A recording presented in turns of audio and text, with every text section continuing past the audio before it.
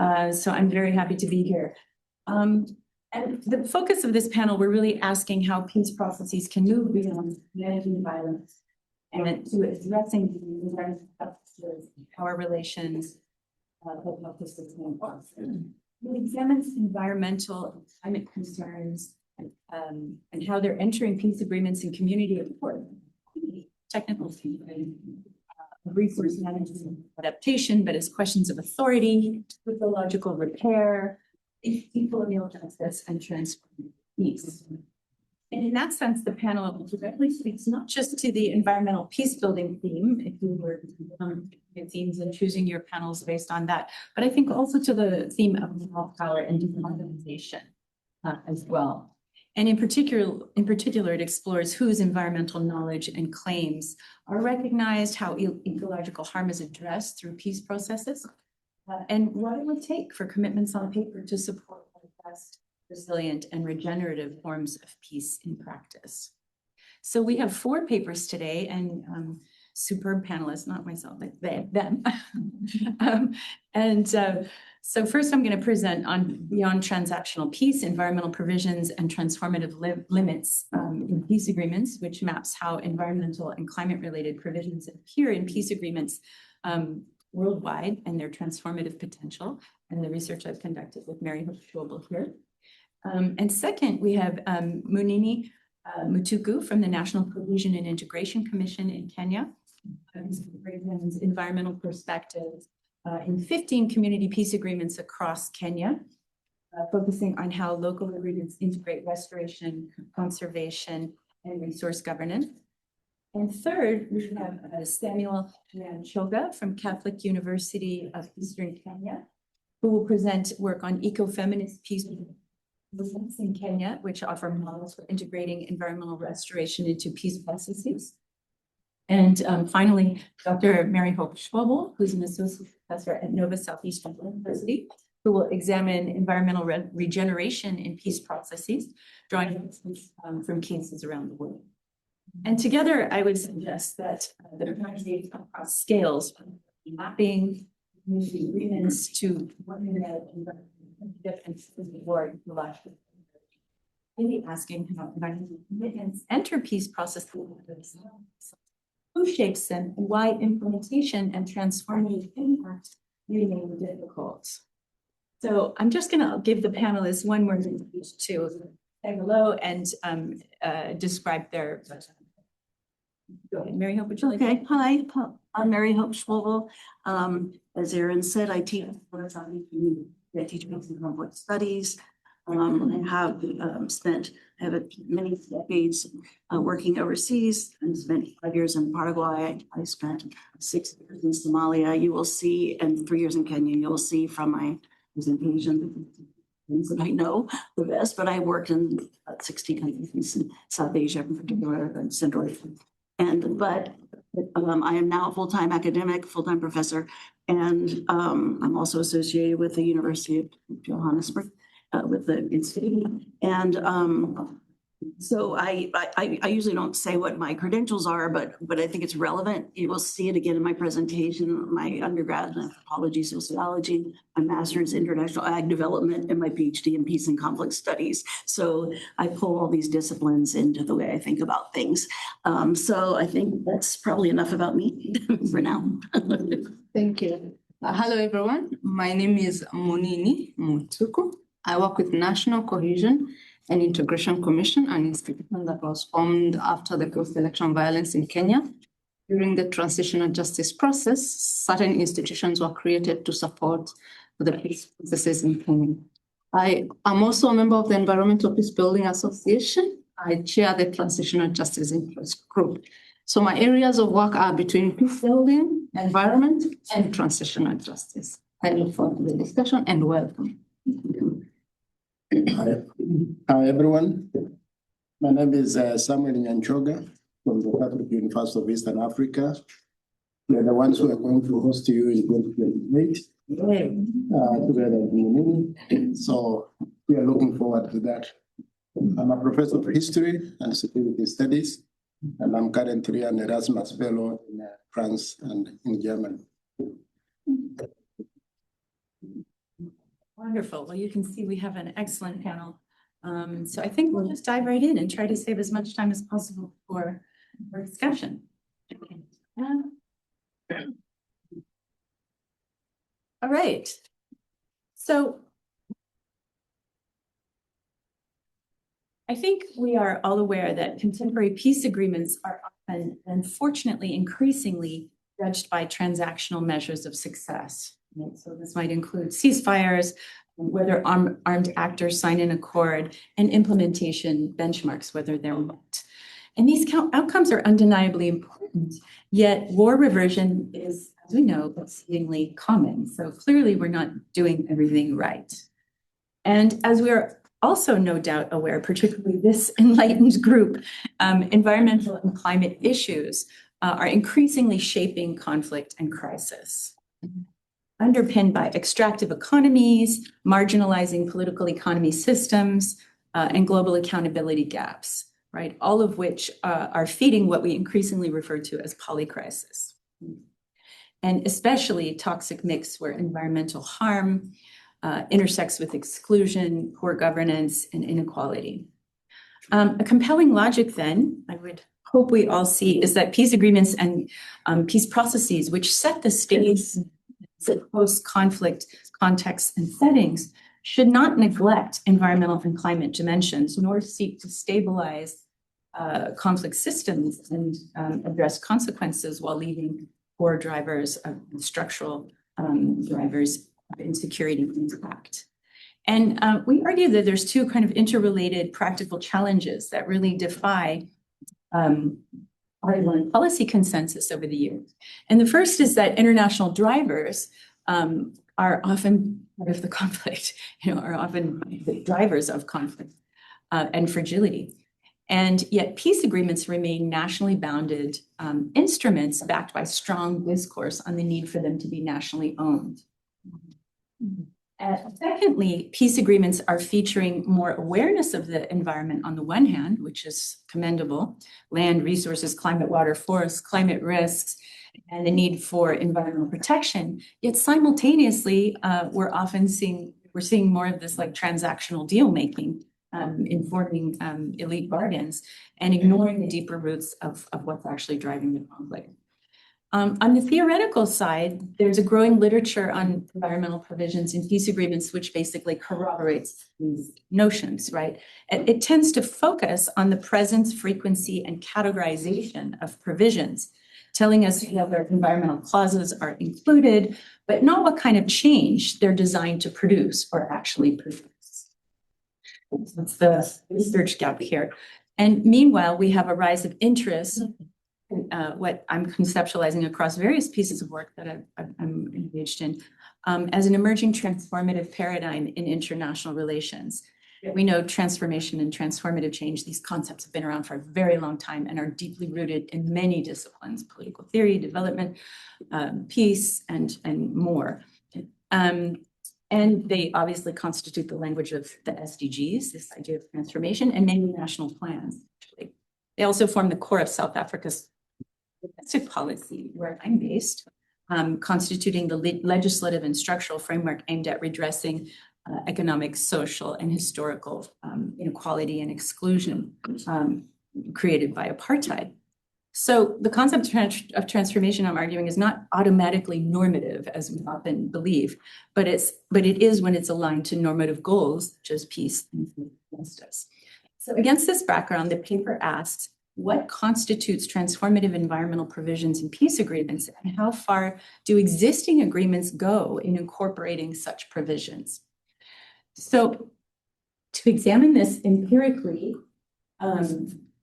my colleague and I, we surveyed peace agreement, we first, of course, surveyed literature, in particular around environmental provisions in peace agreements and transformative change literature and sustainability literature around outcomes.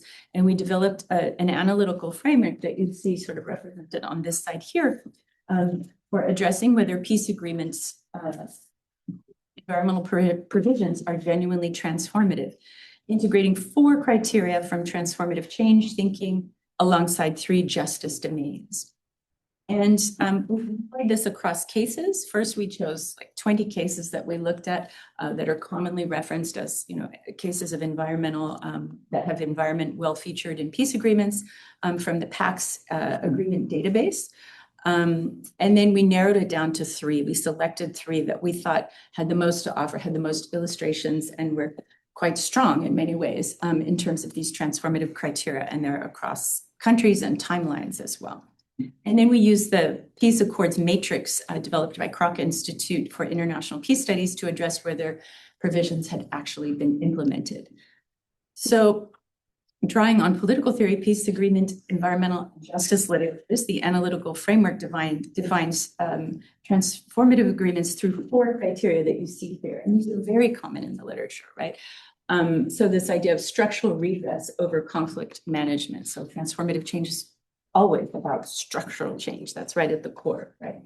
Secondly, around marginalized voices, grievances, and agency. And we extended the idea of inclusion further, really looking at what does this look like in terms of implementing and rethinking the way that provisions of peace agreements are manifested. And thirdly, around global systems, institutions, and actors. And this is quite radical and I think pretty interesting. Engaging the global systems, institutions, and actors and normative frameworks that contextualize and influence the context and outcomes of interventions, right? So that tie to the drivers of conflict, or in fact, are very much driving conflict, such as climate finance, emissions responsibility, transboundary resource flows, drug markets, extractive industries, and so forth. And a 4th criterion that we developed specifically for this peace agreement analysis was around implementation. I think any of you who have really studied peace agreements, you know that implementation is a key reason these agreements fail, right? The lack of implementation. So we incorporated it in the framing in terms of design, and then we also looked at it in terms of outcomes afterwards. And these are there's quite a rich literature on this in terms of implementation modalities, monitoring and verification mechanisms, dispute resolution processes, legal provisions, and so forth. So then, as I mentioned, we assessed implementation, Peace Accords matrix, particularly for Colombia and Bougainville, though there was and drew upon wider evidence for Sudan. So moving to the case studies.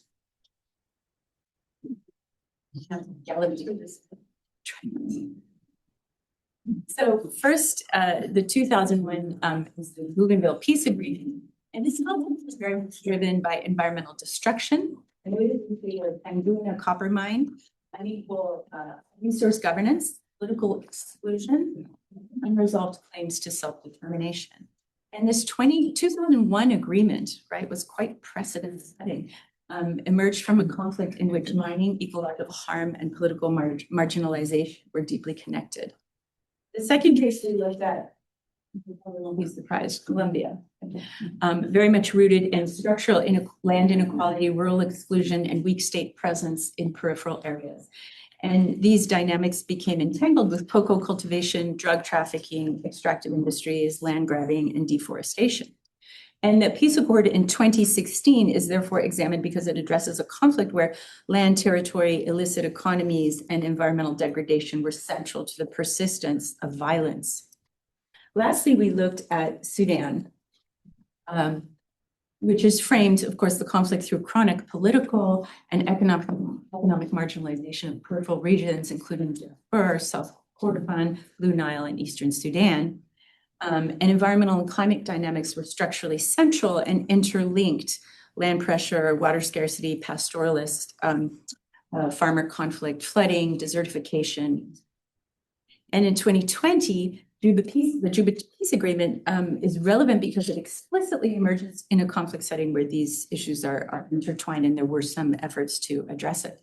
So in short, the cases are different environmental conflict configurations that we see somewhat regularly emerging in peace agreements, almost constituting like a typology, right? So extractive ecological harm in Bougainville, land territorial inequality in Colombia, and climate resource marginalization in Sudan. So turning to the findings. So again, we applied those 7 criteria effectively, the 4 transformative change criteria and the justice criteria. And this slide focuses on the transformative change criteria. So,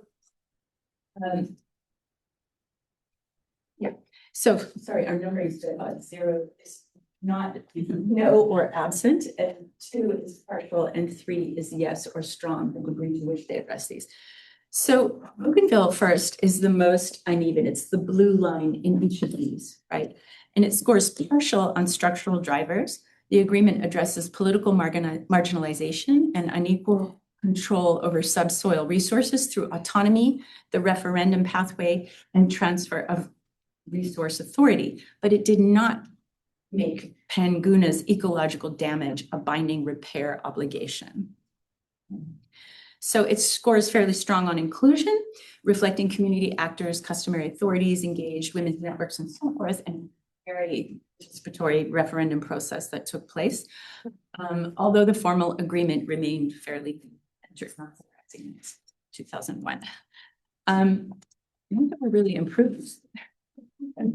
Okay, and it's partial on global systems and implementation here, yet it's actually the only case to really go somewhat in that direction, right? Resource governance was addressed mainly through Bougainville, PNG, Papua New Guinea constitutional arrangements, leaving international mining governance, corporate responsibility, and copper market dynamics outside the peace architecture. Though some 20 years later, a hard-hitting assessment is creating new movement on these issues. And Colombia is the strongest case in terms of design, right? In these transformative criteria, we're talking about design agreement. So it scores strong on structural drivers and inclusion. The Accord addresses land inequality, rural exclusion, territorial marginalization, environmental zoning, cocoa substitution, while also including participatory planning, gender provisions, and even an ethnic chapter, which seeks to kind of address the needs and aspirations of racial and ethnic groups and journeys. And its weakest point is on global systems, where it scores absent. The agreement addresses cocoa cultivation domestically, but not international drug demand, illicit markets, or multinational extractive accountability. And it scores strong on the implementation mechanism in design terms. But people must be read, as noted with the case evidence in outcomes. Strong architecture has not meant strong delivery across systems, especially on rural reform, land redistribution, and ethnic. So moving now to kind of some cross-cutting findings. Okay, that's okay. So environmental provisions are increasingly present as we have come, right? And in some cases, quite substantively designed within the peace agreement, certainly acknowledged and in some cases designed. But presence does not, we can't guarantee that to be actual outcomes and transformative outcomes. So across the 3 cases, the strongest advances are in recognizing structural drivers and expanding inclusion. Colombia recognizes land inequality and rural exclusion, and Sudan recognizes land, water, pastoral routes, and climate-linked displacement. And Bougainville recognizes political marginalization and resource authority. But the deepest gaps are even more pronounced. First, agreements remain weak at engaging any kind of global responsibility or global system engagement, right? And this has a lot to do with the potential success of the peace agreement. We can quite easily argue. Colombia cannot resolve cocoa economies through domestic substitution while global demand persists. Bougainville cannot secure ecological remediation without corporate accountability for Panguna. And the second major weakness is implementation, right? And we know this from the peace agreement literature, and it's even more pronounced in the context of environmental issues, which is kind of not surprising. There's been other peace agreement evidence that shows, generally the more marginal issues or more progressive issues are kind of left to the worst in terms of implementation. And we need to distinguish again between design and outcomes. And so at the level of design, the agreements increasingly include formal mechanisms, right? Colombia has developed a monitoring architecture, really participatory monitoring architecture. Bougainville has operate through autonomy, weapons disposal, joint supervisory body, and so forth. And Sudan included many commissions, ceasefire bodies, wealth sharing arrangements, and implementation matrices.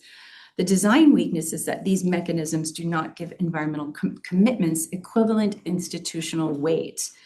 Land, water, climate remediation provisions are rarely backed by dedicated monitoring mechanisms and bodies and enforceable obligations and financing and dispute resolution mechanisms. So at the level of outcomes, implementation diverges sharply from design ambition for these reasons.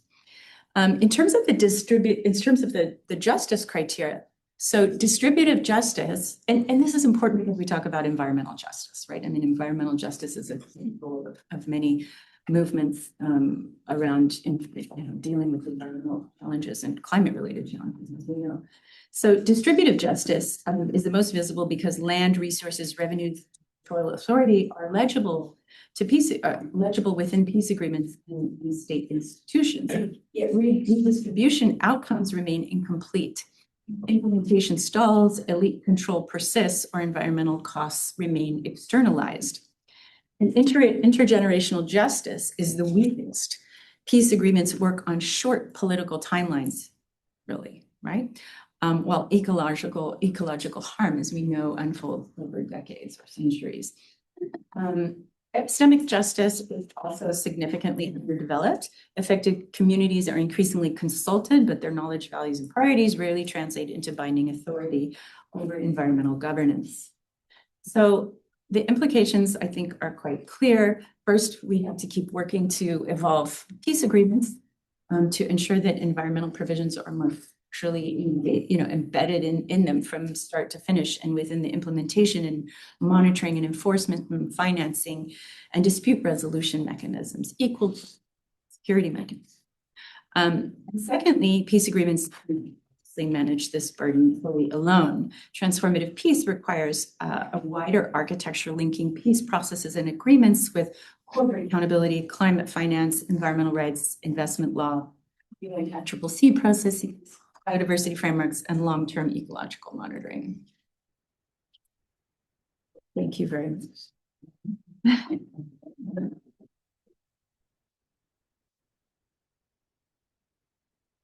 Now I'm turning it over to me.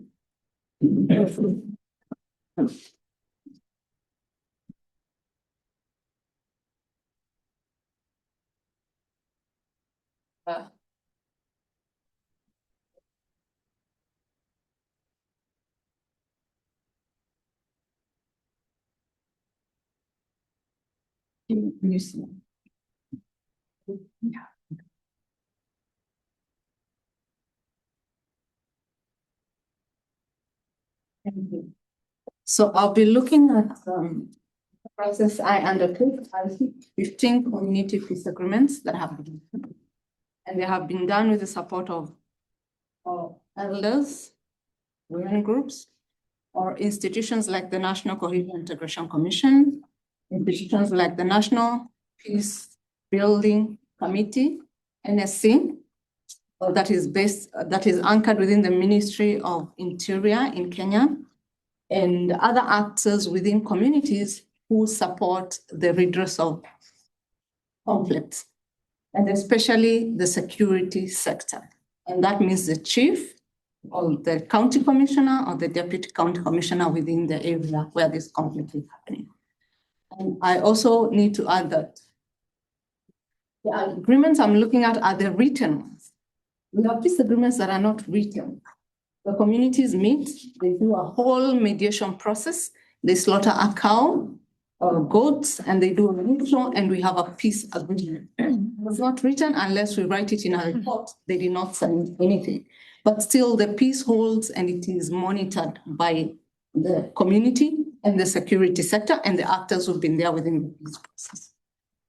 So again, the study undertakes an evaluation of 15 community peace agreements. And the question is, do peace agreements that resolve natural-based resources go beyond sharing and accessing the resource to actually restore, rehabilitate, and conserve the natural resources that are in questions? that are in question. And the counties I'm looking at are counties in arid and semi-arid areas, just 15 agreements from those counties. I recognize that there are other agreements from other counties, but I only picked those 15 from the arid and semi-arid area.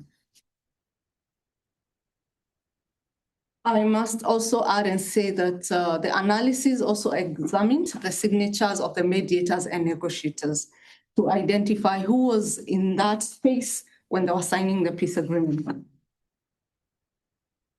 The problem has often been the scarcity of the natural resources.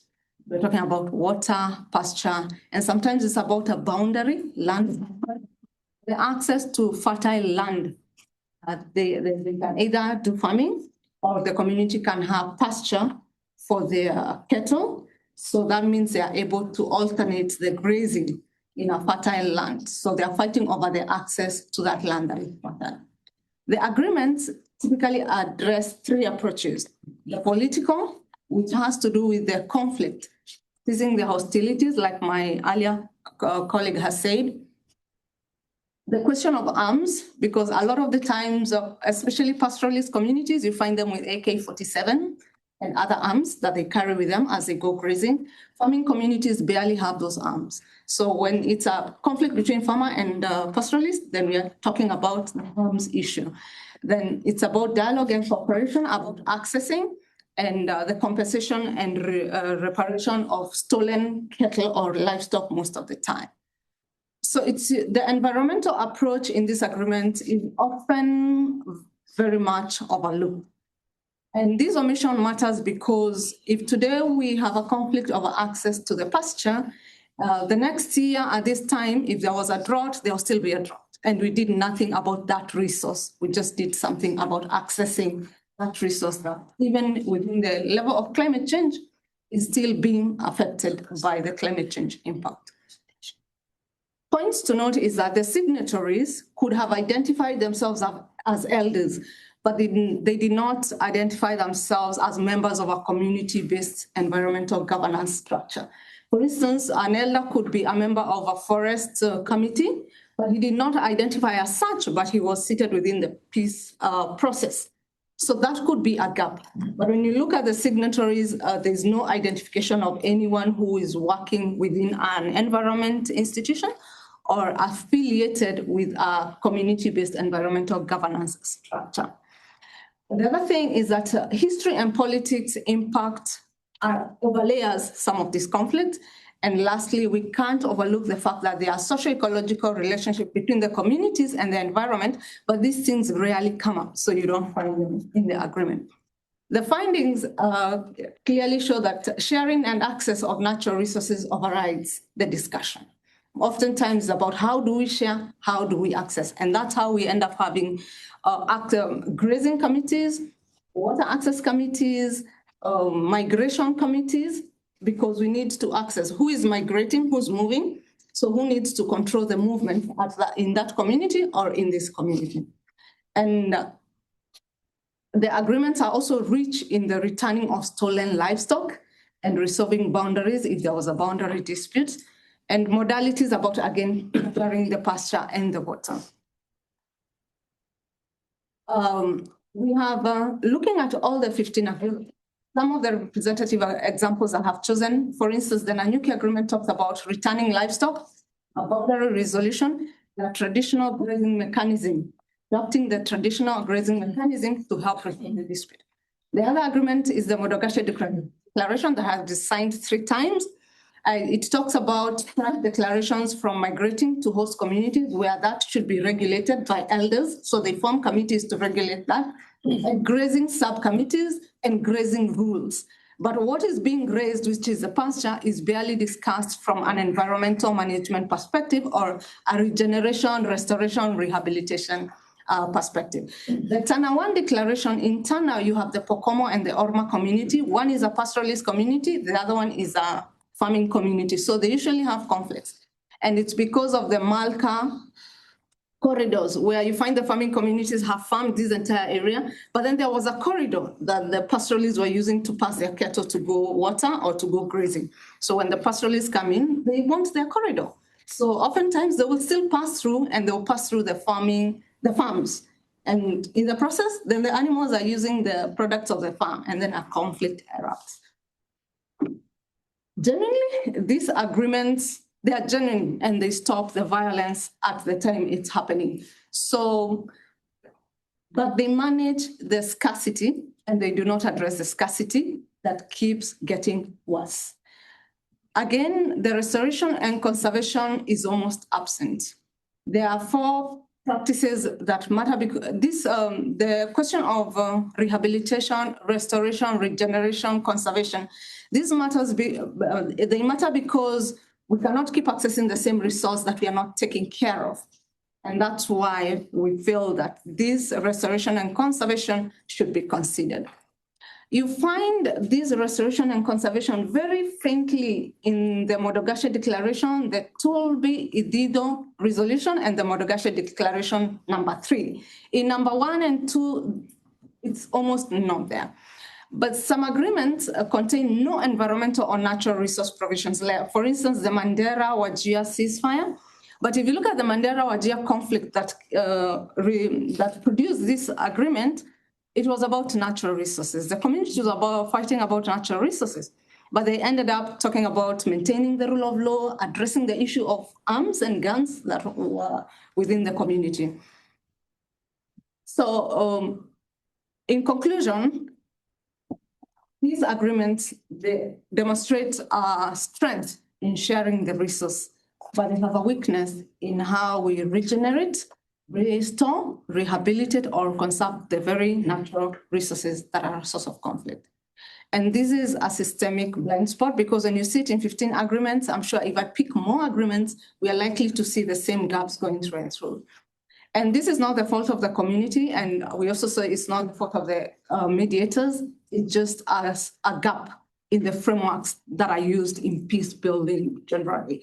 So the argument is the peace building sector needs to work with the environment sector. We need to move out of the silo approach to an integrated approach. The environment team and the peace building teams work together. And we are hoping with that cooperation, then we are going to see more of environmental issues mentioned in the peace agreement. Allow me to add also, we see the same thing in the transitional justice sector where I'm working. We're actually having the next session on transitional justice and environmental harms. You find the same gaps, but with more advocacy, we are seeing the gap closing. And like my colleagues talked about the peace agreement, national peace agreement, we have seen at least the 3. So we are hoping that going forward, more national peace agreements will continue to pick up the environment. And then at the community level, then we are pushing for the community agreements to also start looking at matters, natural resource and environmental money. Thank you.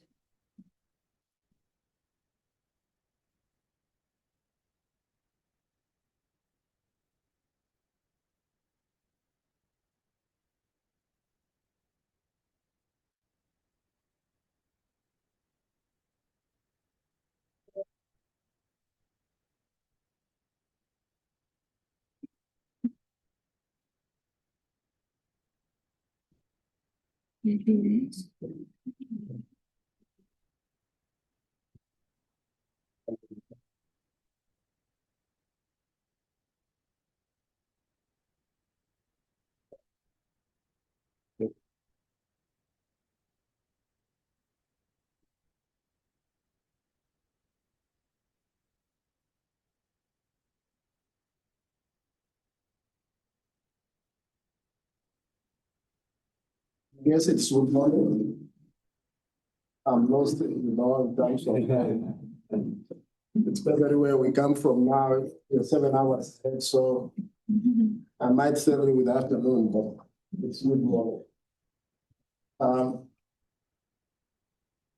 I think I'd introduce myself. I work on peace and security studies, and I'm also a student of history. So what I'm going to present today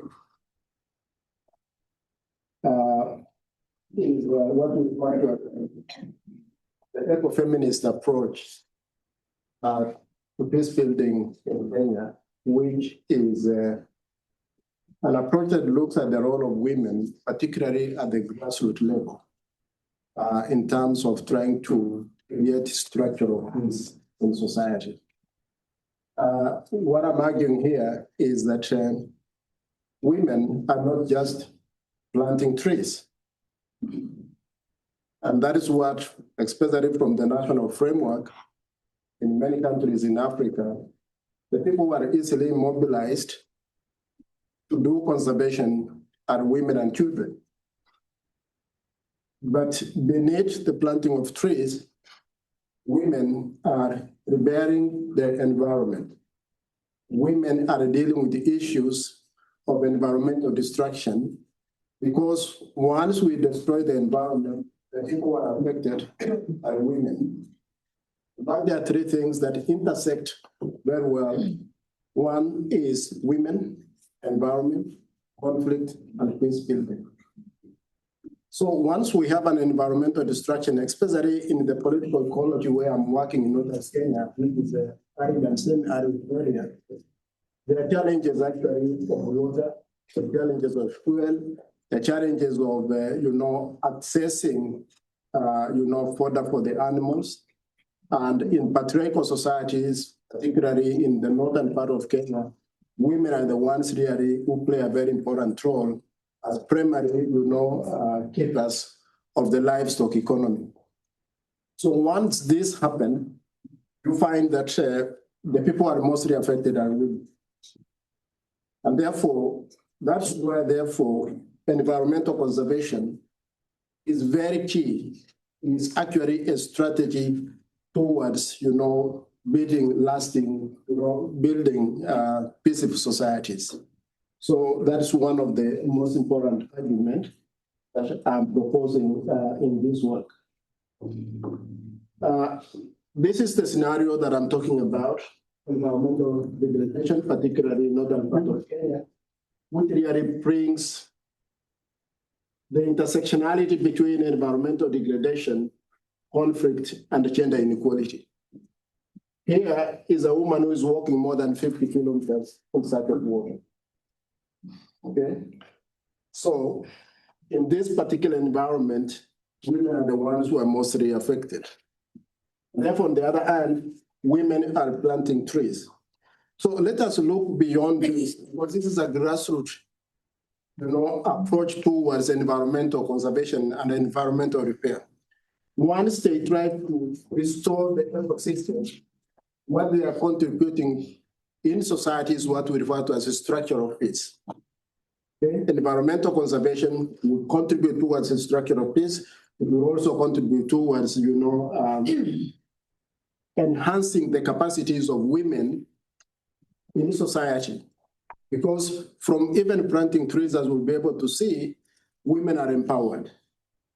Once women are empowered, they have an access to income. Therefore, they will play a very meaningful role in society.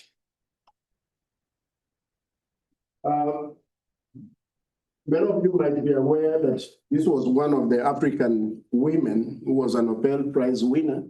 Her name is Wangari Maathai. And in this national framework for environmental conservation, it talks of three types of peace. In fact, she looks at the Green Belt movement not as simply planting trees, but as building peace in society.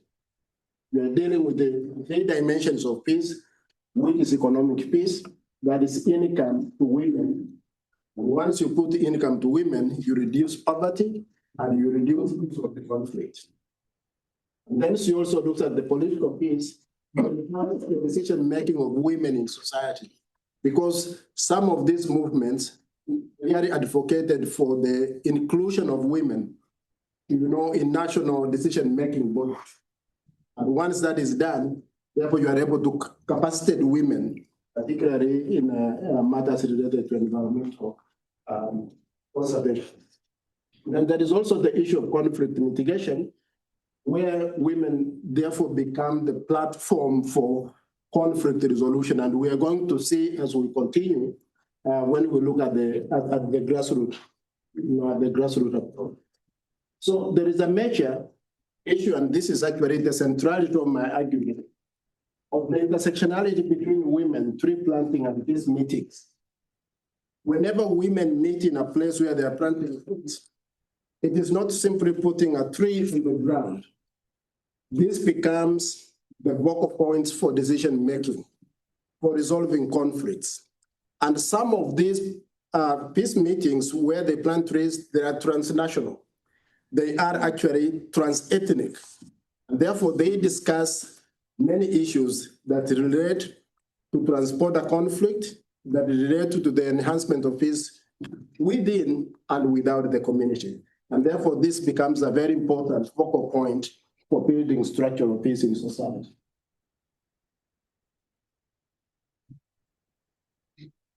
We have a number of examples, particularly in the northern part of Kenya. You may not be aware about them, but I'll just give you as part of them. This is Women Peace Council in northern part of Kenya. It is an intercommunity conservation and peace forum. It is registered. It is known at the local level, even at the national level. You also have the Pastoralist Women Agency for Sustainable Development, which is also trans-county. You know, it traverses several counties. We have Women Peace Movements that deals with the violence across, national borders, which goes all the way to Uganda and Sudan. Then you have Turkana, West, Pokot, and Marakwet communities that actually engages in peace talks with Ethiopia and also with the Uganda counterparts. So you can see these grassroots, movements. They are transnational in nature, and therefore they will play a very important role. So if we look at the context of all this, you see the ones that we have talked about, the pastoral region that covers the northern part of Kenya, we have examples of this, and this is what they address. They address patriarchal barriers to land ownership, and therefore they also facilitate tree planting. And the outcome of that is equitable resource management. We have also other examples here, like the Turkana and the Maasai Forum. Their mechanism is community dialogue. They are intercommunal, and therefore they tend to reduce intercommunal rates. Because you see, once all these communities, women from these communities, meet in peace meetings, they are able to reduce some of these conflicts. We have also others in agrarian societies, which like the Greenbelt movement. We have others in the conservation zones, like in Laikipia parts of Kenya, that are integrated into the wildlife, coexistence strategies, and therefore they also play a very important role.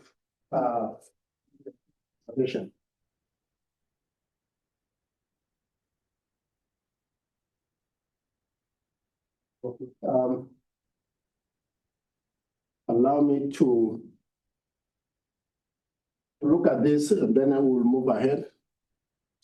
Why are these grassroots women peace forums important, particularly in a political ecology which is dominated by men? You'll understand in African societies, particularly pastoral societies, they have a very rigid patriarchal culture that really marginalizes women. And therefore, women play a very peripheral role in decision making. Because of the context, therefore, in which these women find themselves, this particular strategy of ecofeminism is not an academic approach towards trying to deal with issues of women. It is really a grassroots approach that looks at how women try to redirect the challenges that are happening in society. So ecofeminism is a direct intervention of dealing with patriarchal structures in society so that they can place women in places of decision-making. If women can be placed in critical areas of decision-making, they are contributing not to the procedural peace that we are talking about. They are contributing towards structural peace in society. And therefore, structural peace is more permanent and, it has more effect, particularly on women. So my argument is not procedural peace that we are talking about, the absence of conflict, because conflict is inherently part of the human society. We are looking at the structures of society, how women can use, the approach of environmental conservation to deal with the structural inequality, to repair the environment, and also improve their livelihood. So structural peace for me becomes extremely important here. As this happens, women therefore become very important, partners in society. They are the caregivers. They are able to mediate on a number of conflicts. In fact, they engage in long-time strategies of conflict resolution. In fact, one of the examples that we have here, which has even won an international peace award, is this one of Power, which is transnational, that covers Kenya, Ethiopia, and Sudan. It has a membership of more than 500 women that look at the transborder conflict. Women are the ones, who control this movement. They're the ones who are in charge of it. And therefore, because of their centrality in society, it has actually received an international recognition, which really tells us that that is very important. Another aspect that I would like to introduce is the role of women, particularly the use, my sister Munini talked about the rituals, unwritten agreements. And I would like to point out that I've worked in this area for quite some time, and therefore the use of rituals in the minimization of conflict and building peace is not actually the preserve of men alone, it includes women. And some of the rituals that are involved here are this one, the use of blood as a tool of peace building. Normally what happens, both men and women will be involved. They will slaughter an animal. They will sit on the wet skin at the border between the communities. They sit on the wet skin. They eat the raw meat. They bring the weapons of war, which will include the spears, the arrows. They break them, and they bury them at the border. And therefore, they chant the rituals, saying that whoever breaks this particular agreement will also die and be buried the way we have buried also these, weapons of war.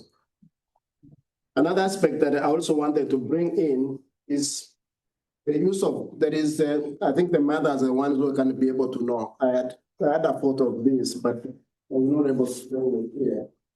Is the use of once women, the ladies have given birth, there's a belt that they use, to hold the pain in the stomach. It is known as in the local language as legetio. Legetio is actually worn by very old women among the pastoral communities. And the legetio becomes a potent weapon of actually resolving conflict. Whenever conflict happens in society, women will remove this belt and then they will place them down. And then they will say, any man who is going to war, who passes this place and goes to war, will not come back. He will die, okay? So legetio becomes a potent weapon of reducing the strength of the warriors, okay? And once the warriors see that these belts have been put on the routes that they used to go to war, they will go back, okay? Which places women at the very center of mediation, conflict resolution, and peace building. Okay? These are grassroots approaches that are extremely important that needs to be brought to the national framework.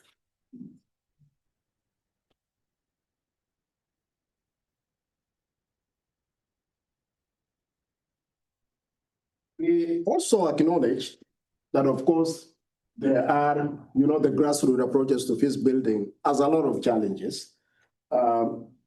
Many of them have not been included in the national, peace policy framework. Yeah, I have 2 minutes. Thank you. But what we are proposing is that the national policy framework for peace building as a structure. And if it is a structure, the grassroots, framework can be incorporated in the existing structure. It can be incorporated in the district security structure. It can be incorporated, in the community by pointing out the community peace champions, not necessarily the administrators, like the security administrators within county governments. We want the community peace champions to come from the community and therefore be incorporated in the existing national framework. And also leverage on the local agreements, because these local agreements, they are very, very, very effective. Okay, like the use of legatio and the use of blood, it keeps peace with the communities for quite a number of years. Unlike when you use the police administration to go and, deal with the people in the area. But, the local ones are more effective. So in conclusion, what I'm saying is that ecofeminism is not necessarily an environmental issue. This is not an environmental issue. This is about peace building. It's about, transformation of society. Therefore, women are at the center of this process of peace building. And therefore, there is need to recognize this process and be put or be part of the national framework for building peace, especially from Africa, where we come. So I think I would like to stop there. And thank you very much.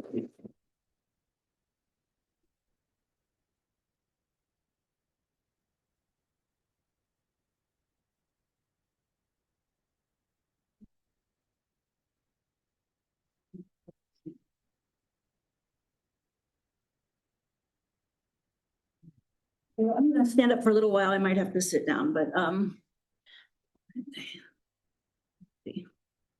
what I would like to do with this is a little bit more of a conversation. And I'm going to reduce my presentation significantly so that you have time for Q&A.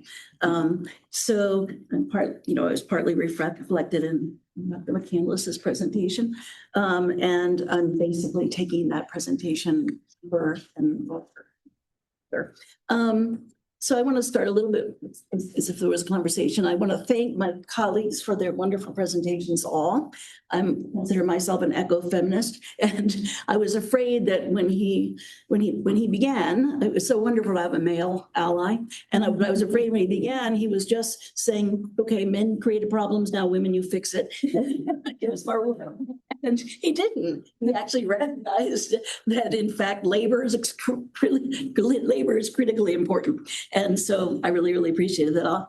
I'll just start with a little anecdote. When I first got married and went to Somalia, I commented to my mother-in-law that, why was it that the women would walk around with carrying a baby, maybe pregnant, cat with holding the hand of another baby with wood on their head and water or milk on their back, and the man was walking behind or in front of them with a stick. And she said, oh, the stick is so he can keep her in line and make sure she keeps carrying that stuff. Right? So, right. She was joking, but it was true. It was an observation so that's why I was afraid that's where he was going with this. Like, let's add to it work. Plant trees too. but he didn't, in fact. So my presentation is in 3 parts. The first part is pertains to vocabulary and paradigms. I really feel that to do this work, we need very significant paradigm shifts, and paradigms start with vocabulary. The second part, which I may give a little short trip to, is some cases from Latin America. We've already covered Colombia as one of the most transformative peace agreement that we could find related to environmental peace building.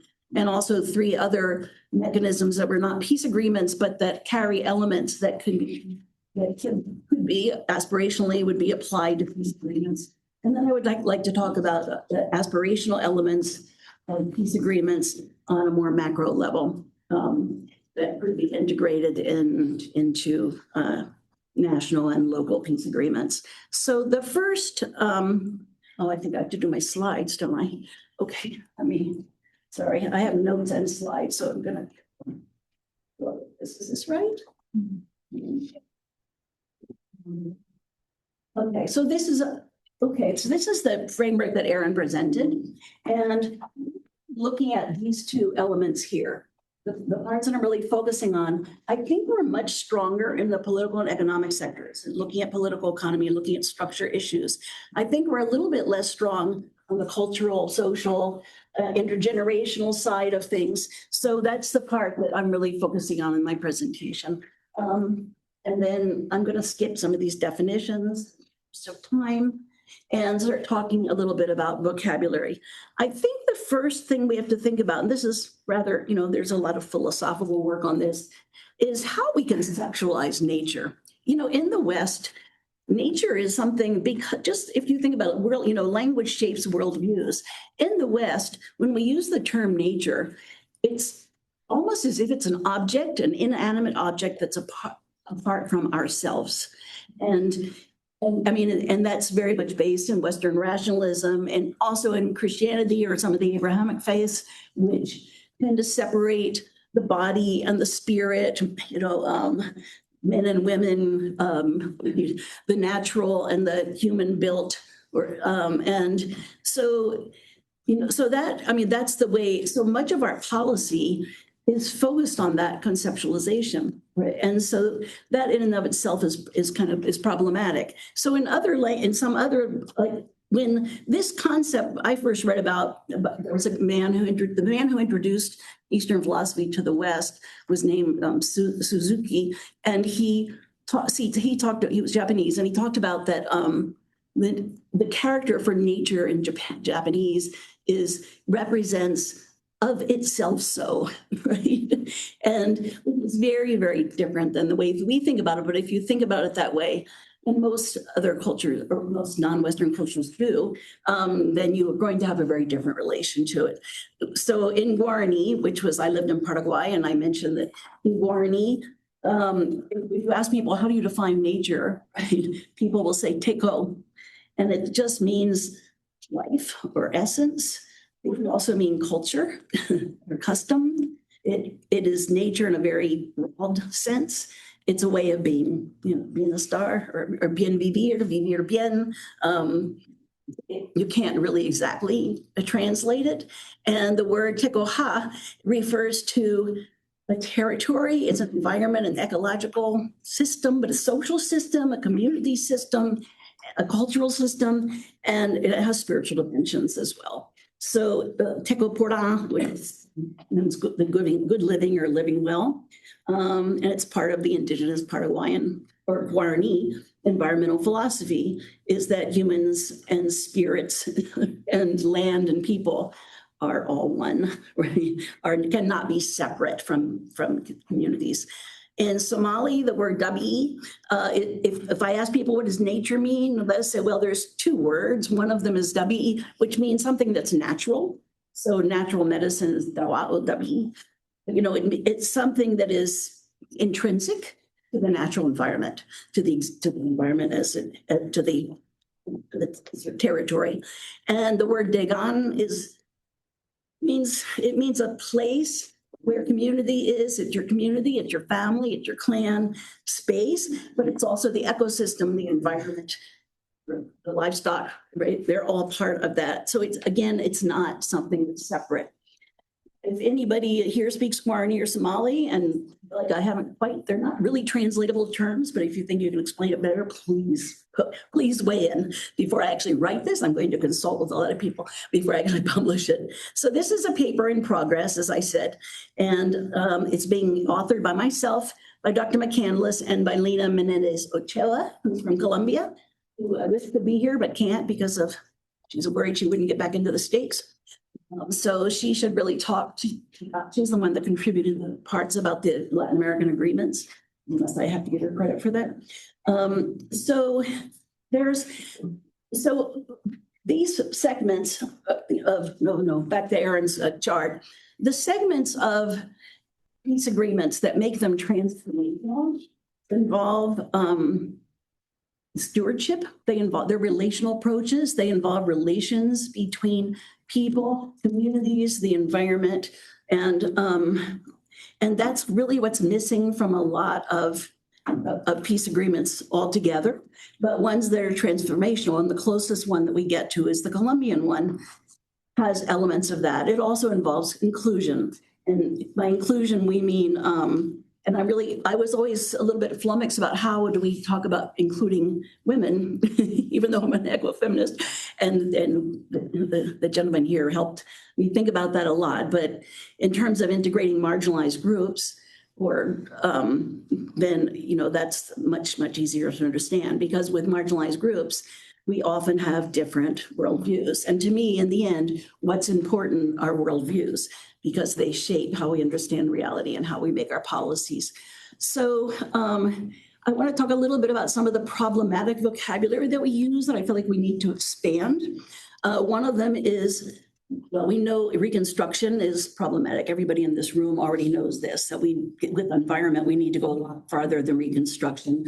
John Burton, who was a famous peace and conflict scholar, wrote a book about that, saying, why would we reconstruct what created conflict in the first place, right? So that term in and of itself is problematic. It also really suggests the built world, right? It's focused on infrastructure. It's focused on, it's time. Okay, all right. It's focused on building things. And so that I think that is, when we're talking about the environment, we prefer terms like restoration and regeneration, and I'm going to get to that a little bit. Sustainability also it's certainly better than what we've had previously, but it's also a somewhat problematic concept in that sustainability implies a trade-off between economics and the environment to some extent. But it somewhat implies a maintenance of the status quo, pre-conflict context. And I think we would argue that today that is not enough, that we are in such crisis, particularly globally and planetarily, that we need to go beyond sustainability, and that is to the concept of not only restoration and reparation, but also to regeneration. So it is something, there's something about sustainability that implies a maintenance of the status quo that we need to move beyond. We know that peace agreements ideally will include not only restoration of the damage by war. Wars are the greatest contribution to environmental destruction of anything on the planet, including transportation and food production.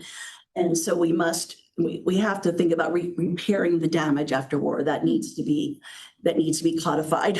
And then I want to move on to the term regeneration. And I pulled that term I first also when we were talking about agriculture, regenerative agriculture. It's not just agriculture that that restores the environment, but it's agriculture that actually improves the environment. And again, with the planetary status of the planet right now, we need to be thinking, we need to go much farther. We've already destroyed 43% of the earth. We need to think about regenerating what is left and what has been destroyed. And so I really want to take transformation and focus on this part of transformation that is regeneration. Again, and regeneration is also a wonderful term because it doesn't just, it taps into alternative worldviews, which says that regeneration is not, especially post-war or in conflict, is not just about regenerating the environment. It's also about regenerating relationships, human relationships, community to community, person to person, really group to group relationships, but also relationships of humans to the natural environment. So it's our relationship with nature, if we can't find a better term. Okay, all right. So so that's one of the ideas I really that I'm seeing in this article. And so all these things, with all these kinds of definitions, I'm suggesting that what we really need is peace building and environmental, restoration and regeneration. We need a paradigmatic shift. We need to get away from viewing nature and the environment as a natural resource to be exploited and used for human beings only, to be extracted, and to start thinking about our relationship with it. You're one with it, it is one with us, and so on and so forth. And so, yeah, so I'm going to stop with that right there. Okay. And so what let me just tell you a little bit about the Columbia Peace Agreement. Sorry. The Columbia Peace Agreement, I'm not going to talk about because, this was the slide, slides. The Columbia Peace Agreement is one of the peace agreements we looked at. Another one we looked at was the Escazú Agreement, which is it's actually between Latin American and Caribbean governments. It's a regional agreement that is it is transformational and also moving towards regenerative in nature.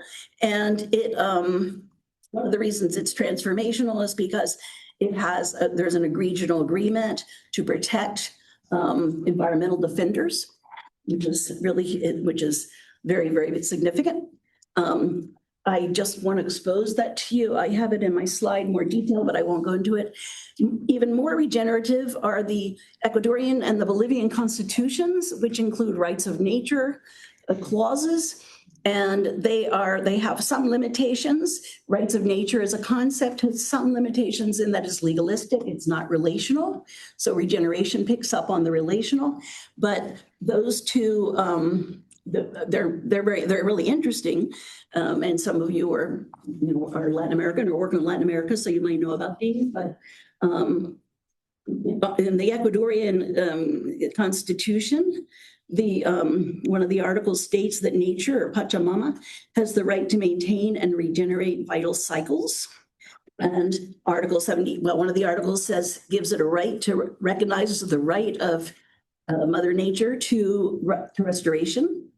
And in the Bolivian constitution, it guarantees, well, it doesn't guarantee, but there's a legal recognition of the imperative of ecological transformation.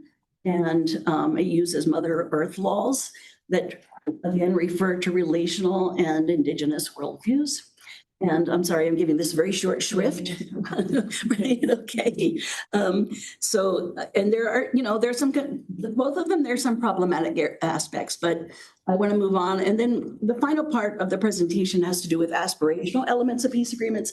And those aspirational involve prevention, there's some mechanisms for prevention, restoration, regeneration, and transformation, finally. And transformation brings us full circle back to the structural, political, economic issues. I'm not going to go into those right now. I have recommendations for prevention, restoration, regeneration. And of course, Aaron has already talked about transformation, but I'm going to stop so that you have some time for Q&A. Okay.